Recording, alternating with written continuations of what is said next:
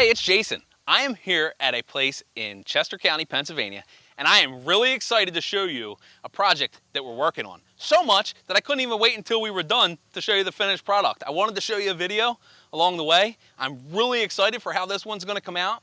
We're about a third of the way done, and a lot of work to do, but it's coming along awesome. Let's go check it out.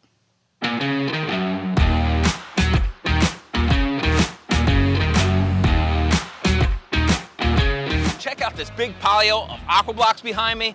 We use these for a lot of different reasons. It's where we store the water at the bottom where the pump is housed.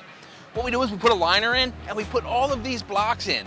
What that allows us to do is keep that hole a little bit smaller. The other way that we used to build was by putting a whole bunch of rocks in there. And what happens then is that ends up getting so much larger. This way it allows us to size everything down and store the largest volume of water as possible. Here I am at the negative edge basin. This is where we store all the water. This is where a ton of those aqua blocks are going in. What we do is we dig that hole and we make sure that this is large enough to store all the water in the system if the system were to shut down. And then we double that. So all the runoff works its way down, comes down into the negative edge, and we have double that space so you can start and shut it off. We have clean out ports. This is where we can access the bottom. If we get any kind of sludge buildup, muck buildup, as part of our maintenance, what we can do is we can go into these basins and literally remove this lid. I can access the bottom and I can put a clean out pump in here, pump all this sludge out, get all this nice and cleaned up. There's gonna be a plunge pool here. And because there's gonna be a plunge pool here, we are going to put in external pumps. To meet code, we're gonna put the pumps on the outside. We're gonna have the water drawing from this basin here. And that's what's gonna push all the water up to the top, down over the waterfalls. Speaking of the plunge pool, let's go check that out. This is where we are going to build the actual pond itself. This is gonna be so cool. This thing's gonna be about 7 feet deep. There's gonna be some areas to jump in. There's gonna be some steps that allow you to walk in and out very safely. We're gonna put lots of rocks and boulders in here. We're actually gonna get some water circulating through here off of those external pumps to make sure all this is staying nice and clean.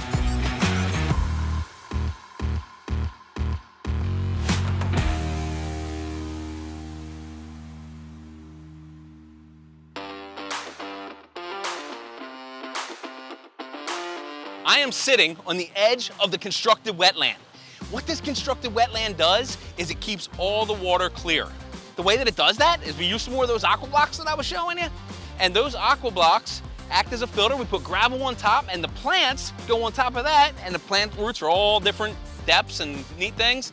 Gives them room to spread and it uses all those nutrients. That is what keeps the water clear.